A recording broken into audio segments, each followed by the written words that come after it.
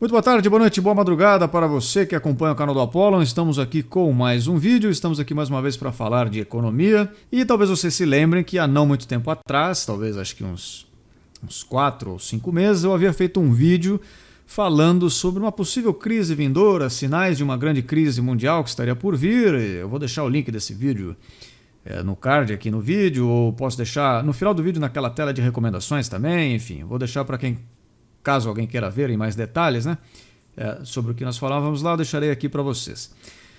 E aconteceu. Nós demos o primeiro passo de uma grande crise mundial. Nós entramos oficialmente em bear market no mercado norte-americano.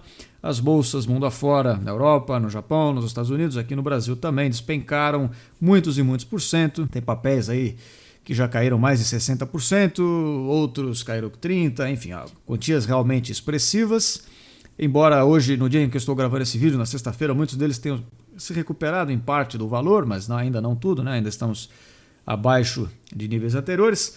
E esta nova crise mundial, esse novo crash, teve algumas características especiais. Ele foi extremamente acelerado. Os mercados derreteram com mais velocidade do que derreteram, por exemplo, na crise de 2008, do que na crise... Na verdade, derreteram mais rápido do que na crise de 29, inclusive, que é provavelmente a mais famosa de todas, embora a de 2008 talvez tenha sido maior, na verdade, mas a de 29 é emblemática por algum motivo. Enfim, é um momento marcante.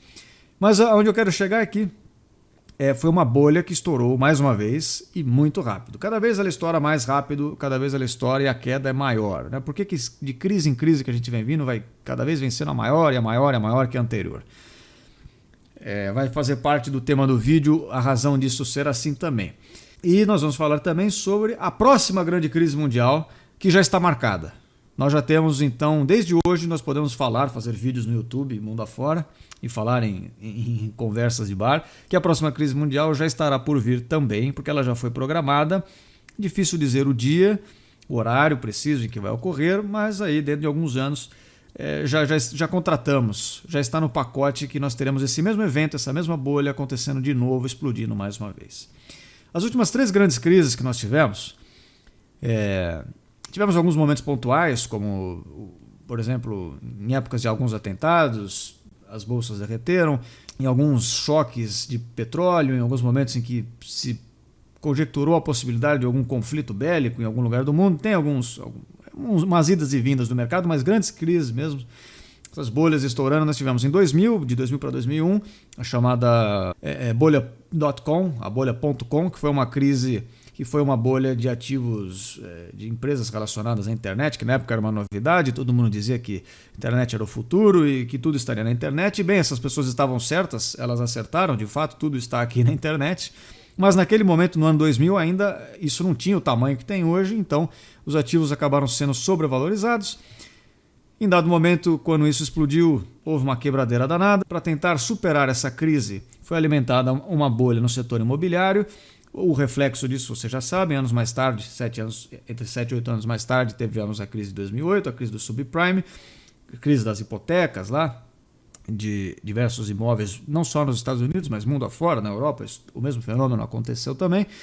E agora nós temos uma bolha de ativos financeiros, de empresas de tecnologia e mundo afora, causada todas elas por um motivo, uma raiz comum para todos esses problemas que acabam ficando escondidos debaixo desses nomes, de bolha.com, de bolha do subprime, ou bolha da crise imobiliária. E agora essa bolha que estourou agora vai ser chamada provavelmente no futuro de crise do não sei o que vírus. Eu não vou falar o nome do vírus aqui porque o YouTube para evitar a divulgação de notícias falsas, aparentemente, quando você fala o nome desse vírus, ele reduz o alcance da sua publicação. Então, enfim, eu não vou falar o nome do vírus aqui, mas vocês sabem do que eu estou falando. Se você está assistindo esse vídeo no futuro, daqui 10, 20 anos, usa um buscador para buscar que tipo de epidemia nós tivemos aí no ano 2020, mais precisamente nos primeiros meses, tá? Então você vai saber de que vírus nós estamos falando.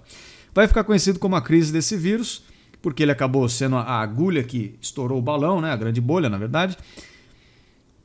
E, por coincidência, nós tivemos aí um choque de petróleo em relação à oferta por parte dos países produtores, lá da OPEP e da Rússia, um conflito que não seria o suficiente para causar uma grande catástrofe mundial, uma grande crise mundial, uma grande queda nas bolsas que foi causada. Porque esses conflitos acontecem anualmente, semestralmente, sempre tem alguém fazendo esse tipo de negociação, esse tipo de bravata.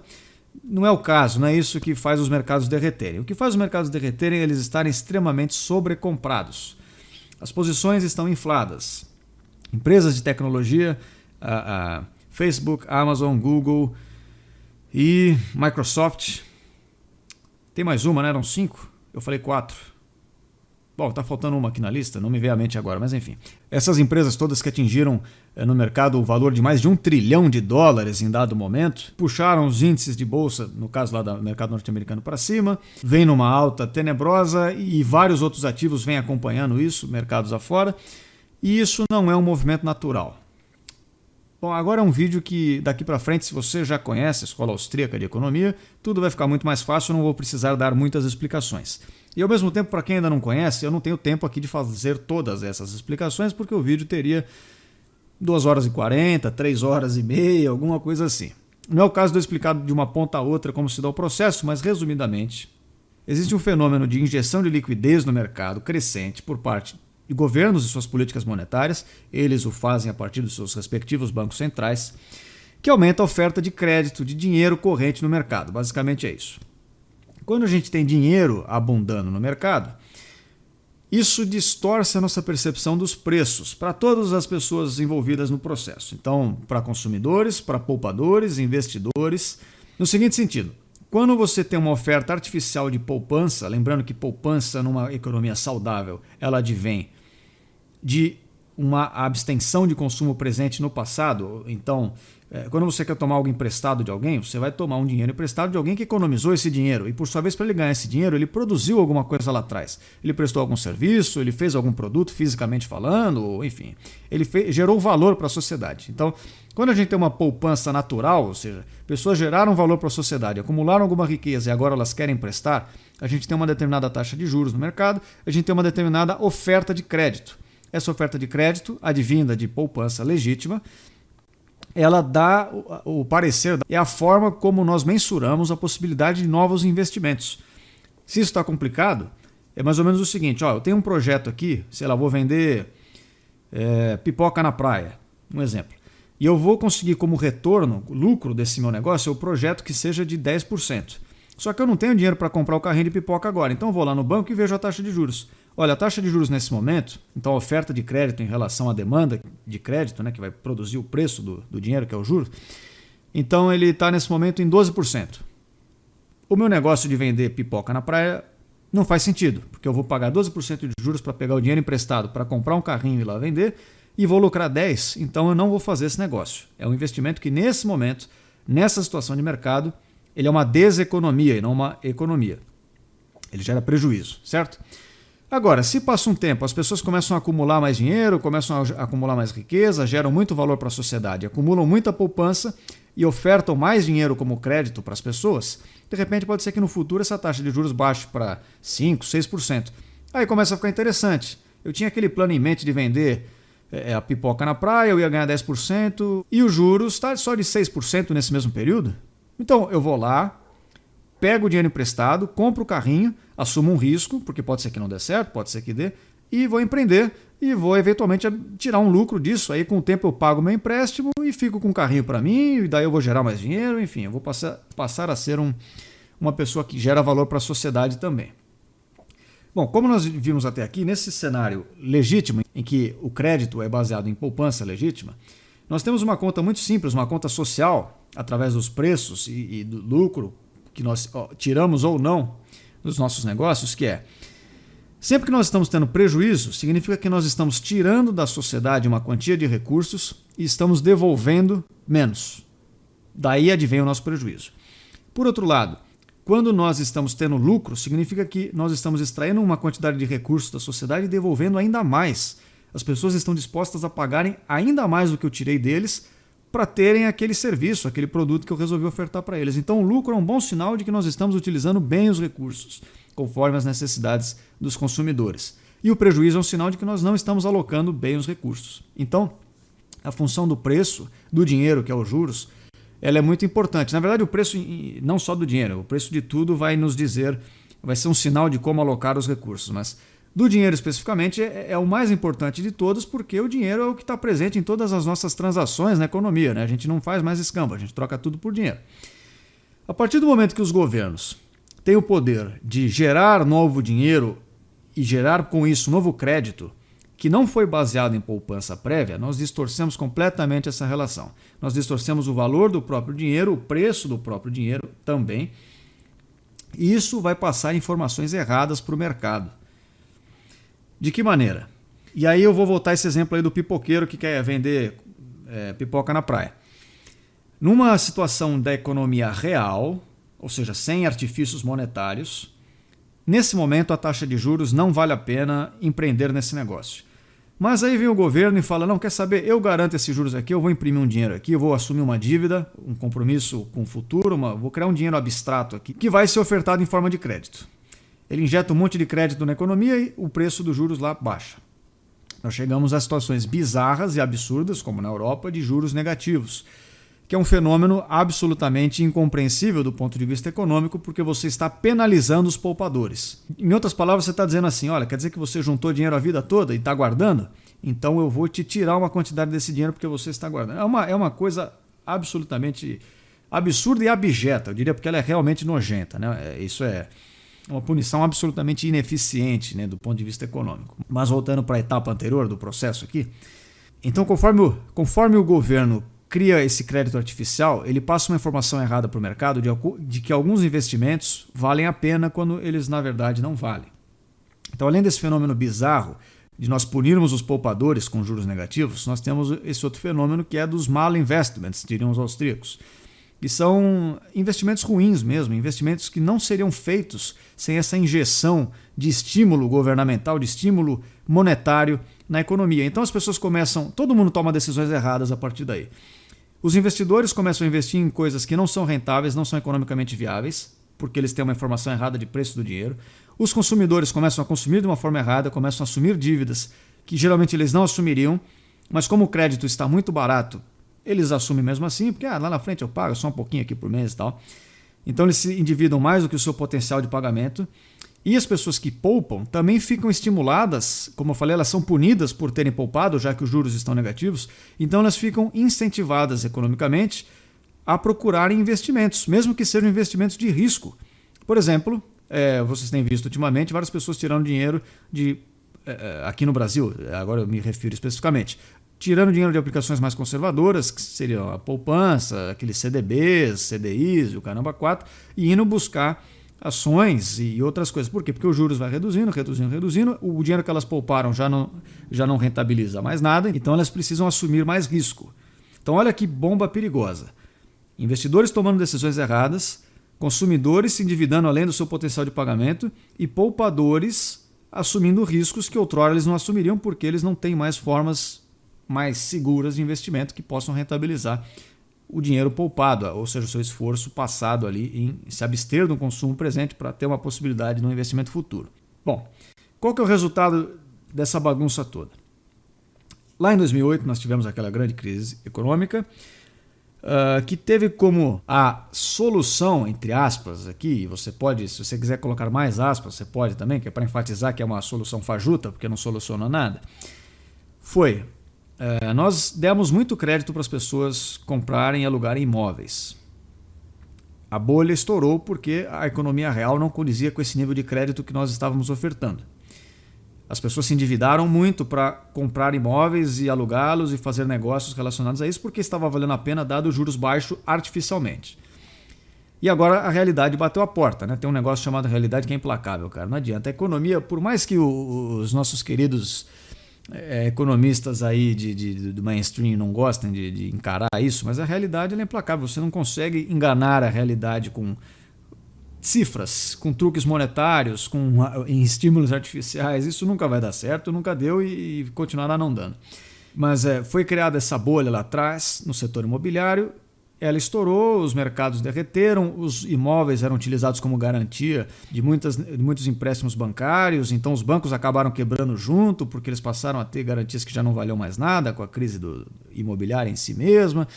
Então, enfim, resumidamente, naquele cenário, se vocês se lembrarem lá atrás, nós tínhamos pessoas muito endividadas, bancos quebrando, os bancos quebrando atrapalham outras empresas que não tinham nada a ver com a história de obterem novos empréstimos e terem capital de giro e manterem seus negócios funcionando, então ia ser uma quebradeira danada na economia. Qual foi a solução, de novo voltando, né, do governo? Foi, bom, já que está tendo dificuldade das pessoas terem dinheiro, eu vou jorrar dinheiro para eles aqui, eu vou imprimir. Imprimir atualmente não é literal, né? A gente fala imprimir, mas quando a gente fala imprimir hoje, a gente fala de injetar através de endividamento. Não é que de fato tem uma impressora rodando, se bem que em alguns países eles ainda fazem isso, né? Mas na maioria dos países que são mais estáveis, não é uma impressão literal de dinheiro, mas eles fazem dinheiro através de dívida, adicionam dígitos eletrônicos nas contas dos bancos, e seja lá de quem for, e através desse compromisso futuro, que é a dívida, injetam mais dinheiro e mais dinheiro e mais dinheiro no mercado.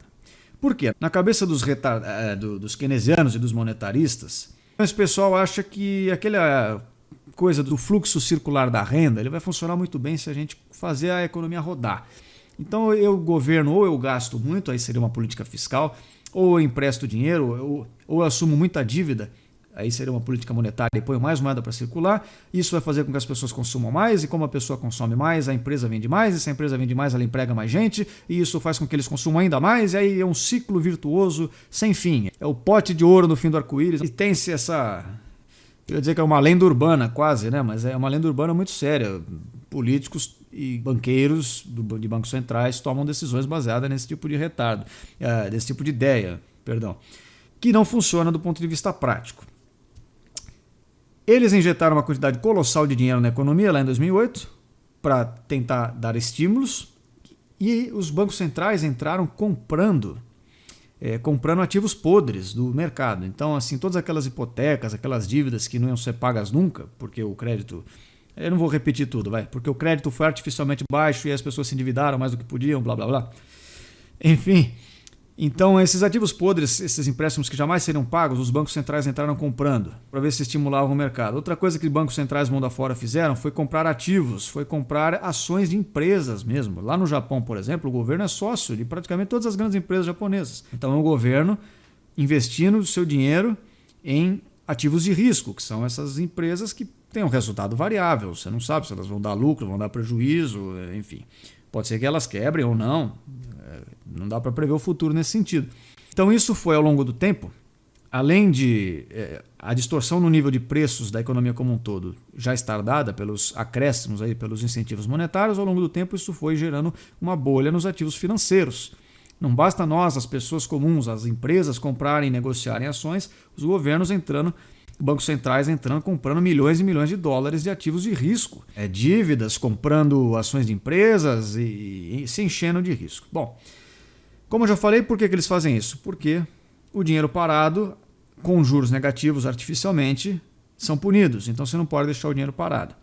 O reflexo disso além dessa bolha, é um fenômeno muito interessante que eu não sei se eu já comentei aqui no canal. Talvez sim.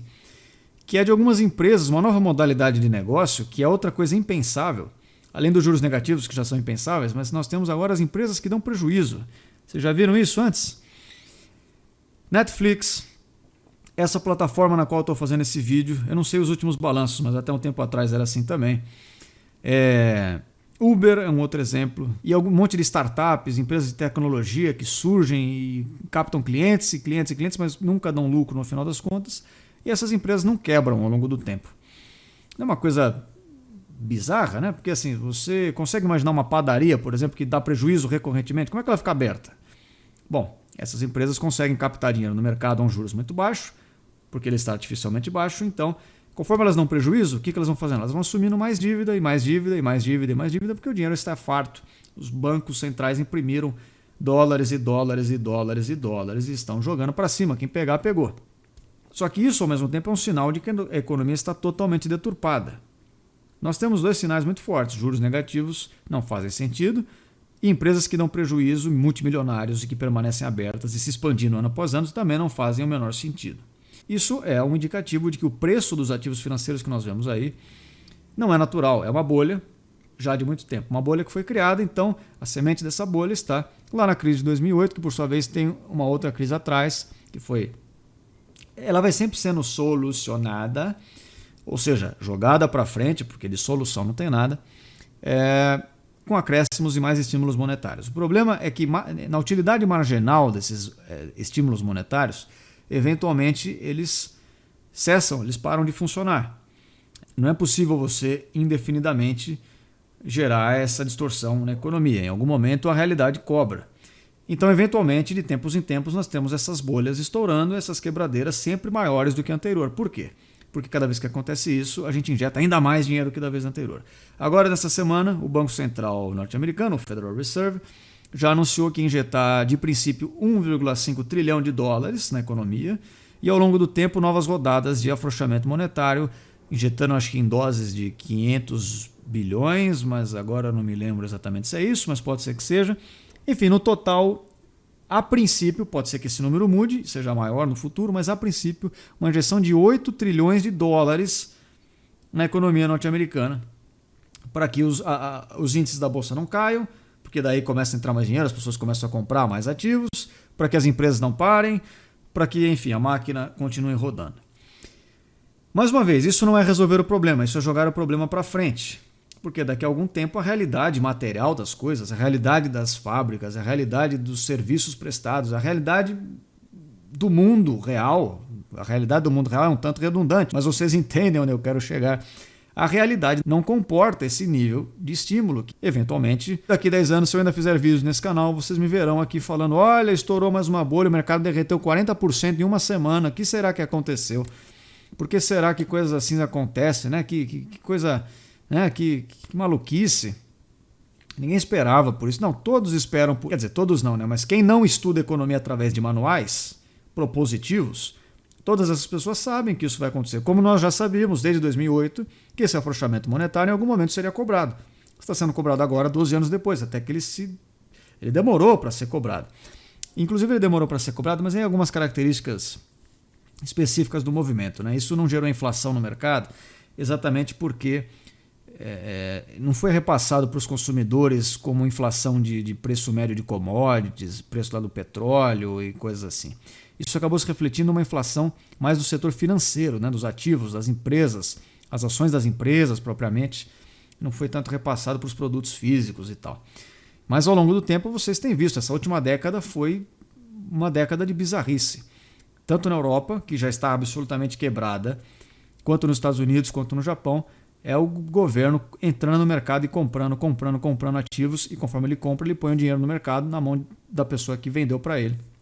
Dos bancos, muito geralmente, que vão por sua vez repassando crédito para a economia e gerando essa bagunça toda. Então é por isso que eu estou falando que eu vim aqui falar da próxima grande crise mundial, porque ela já está marcada. Ainda não tem data certinha, mas o evento foi confirmado. Teremos uma nova bolha estourando dentro de alguns anos. Quantos? Bom, aí não sei. E aí vem aquela brincadeira, né? Ah, mas vocês austríacos, poxa vida, vocês são muito pessimistas.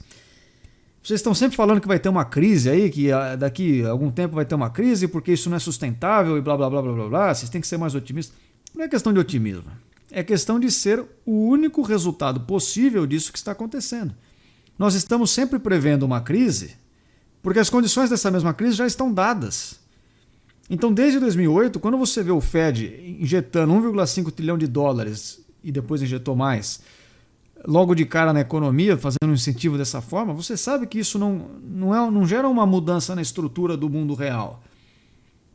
Pelo contrário, você prejudica as coisas, você atrapalha a que elas se restabeleçam de uma forma saudável. Você faz com que empresas que estavam dando prejuízo, ao invés de elas fecharem, elas continuem operando sob o pretexto de que isso vai desaquecer a economia, porque as pessoas vão perder emprego e não sei o que, não sei o que. Mas é esse o ponto. Quando você expurga os investimentos ruins da economia, esse capital que estava sendo utilizado num negócio que não era rentável, que não dava lucro, agora está disponível para um novo empreendimento que eventualmente dê lucro e seja sustentável por si só e não precise do governo injetando bilhões de dólares para resgatá-lo. Nós teremos pessoas que, através de um crescimento sustentável, poderão consumir e mesmo se endividar a partir de perspectivas reais de potencial de pagamento. Nós teremos empreendimentos começando, novos negócios sendo feitos, conforme níveis de poupança reais. Então a economia acaba se ajustando de um jeito absolutamente natural nesse sentido. Agora, quando você injeta doses cavalares e estímulos monetários, o sistema continua completamente bagunçado, empresas que dão prejuízo continuam existindo, poupadores que junto dos investidores também são heróis da economia, são penalizados, então eles são obrigados a não poupar e sim investir, aumenta a preferência temporal dessa galera num nível extremo, o que não é rentável também no longo prazo, o que é ineficiente do ponto de vista de ganho de produtividade na economia. Você tem um determinado segmento específico da economia sendo artificialmente estimulado, gerando resultados contábeis completamente falsos e passando informações erradas para todo o mercado. Enfim, não é saudável, não é sustentável. Então, como os governos e os bancos centrais são incapazes de assumir a realidade, de encarar de frente um problema e sempre tentam jogá-lo para frente, nós já podemos dizer a partir de hoje que nós teremos uma nova crise dentro de alguns anos, uma nova bolha que será estourada. Em que ponto vai estourar, não sei. Só que aí, qual que é o problema que vai crescendo aqui? Cada vez o rombo é maior. Cada vez a dívida para com a realidade, nesses compromissos futuros que os bancos centrais assumem, imprimindo novo dinheiro, é maior. E como eu falei, a utilidade marginal disso vai se reduzindo, ela é decrescente. Em dado momento, haverá, não sei se é na próxima ou se é na próxima da próxima, mas enfim, em algum momento esses estímulos monetários serão absolutamente ineficientes, terão um efeito nulo do ponto de vista do objetivo dele, que seria reestimular a economia. Ele não será mais eficiente, não conseguirá mais fazer isso. Quando esse dia chegar, nós teremos o quê? Nós teremos os Estados Unidos quebrado. Literalmente é isso. E com os Estados Unidos quebrado, a Europa já quebrou, gostaria de informá-los, tá? Você que romantiza uma Europa do passado, que tem realmente uma história muito legal, mas acabou, a Europa acabou. A Europa não existe mais, nem culturalmente, nem economicamente, e geograficamente logo menos também não existirá. Mas quando isso acontecer, nós teremos um período de depressão da economia mundial, que aí sim vai durar uma geração inteira. 20, 30 anos, que é o tempo das pessoas que viram isso acontecer irem embora e surgirem novas que vão repetir os mesmos erros porque não aprenderam nada. E ninguém aprende nada. Se tem uma coisa que a gente aprende em economia, estudando a história da economia, é que ninguém aprende píngola nenhuma ao longo do tempo. Essa é a única lição que a gente tem concreta. O que eu queria dizer é que é importante que esse crash do mercado atual, ele não pode ser lembrado no futuro como o crash do blá blá blá vírus. Não é saudável, até para que nós possamos aprender algo de fato com a história lá na frente. Não é um problema resumido a uma pulverização de um vírus. Não é um problema resumido a um pequeno conflito de petróleo entre a Rússia e outros países produtores. Esse pode ter sido a agulha que estourou a bolha, mas a bolha foi criada ao longo de uma década de estímulos monetários. Não faz bem lembrar dessa bolha como outra coisa. E resumidamente, mas esse vírus não tem impacto na economia real? Tem impacto na economia real. Fábricas fecham, pessoas deixam de trabalhar, deixam, portanto, de produzir. E aí um não produz, o outro que compra desse também não produz. E com isso, cadeias inteiras de negócio deixam de produzir, gerar valor, etc. Tem impacto na economia real, mas não é um impacto de 40% em 2, 3 dias. Definitivamente não é assim que as coisas funcionam. Essa queda só é muito grande porque as coisas estavam muito lá no alto, de uma forma artificial. Foram sufladas. Então, problemas pontuais de crise de petróleo, crise de abastecimento de alguma coisa, sempre existem, recorrentemente existem e vão continuar existindo. Problemas acontecem, catástrofes naturais, etc., continuarão acontecendo, vão afetar a economia do seu lado real, mas são pequenos gargalos aí, pequenos degraus que a gente desce, mas depois sobe de novo, as coisas tendem a voltar a uma normalidade e não a despencar em metade do dia para a noite. Só despencam metade do dia para a noite porque elas não deveriam estar lá em cima. Basicamente é esse o resumo da coisa. Então, em últimas palavras, esse é um problema que, como um todo, advém de um problema anterior, que são os governos e seus monopólios intrínsecos, através da sua capacidade de fazer política monetária e assim emitir moeda de circulação forçada e de valor que ele diz que garante porque sim, porque eu garanto porque eu garanto, e, enfim. É um problema, então, intrínseco ao modo como nós temos moedas no mundo de hoje.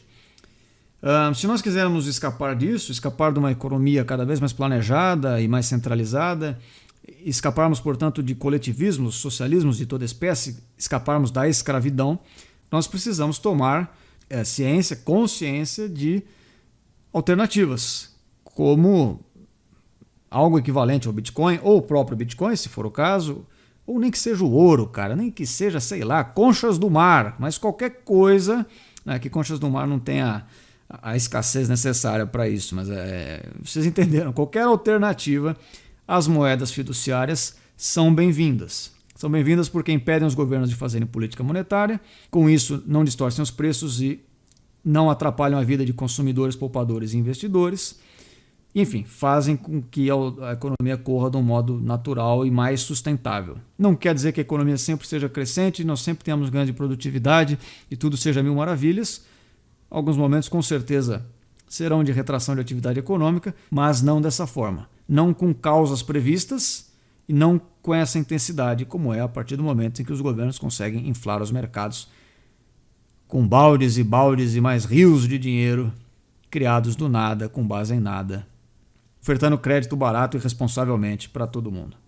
Em nome de política, né? Porque no fim das contas, qual que é a ideia? Manutenção de poder, manutenção do sistema como um todo. Você não pode deixar essa coisa colapsar. Você vai injetando artificialmente ali, segurando até onde dá. Vai ter uma hora que não vai dar mais. Então, bem, o vídeo já deve ter ficado bastante longo. Por enquanto é isso. Eu espero todos vocês aqui em breve. Caso você tenha gostado do vídeo, avalie ele aqui embaixo. Espero vocês aqui para mais vídeos como esse, então você pode se inscrever no canal também. E até a próxima. Fui!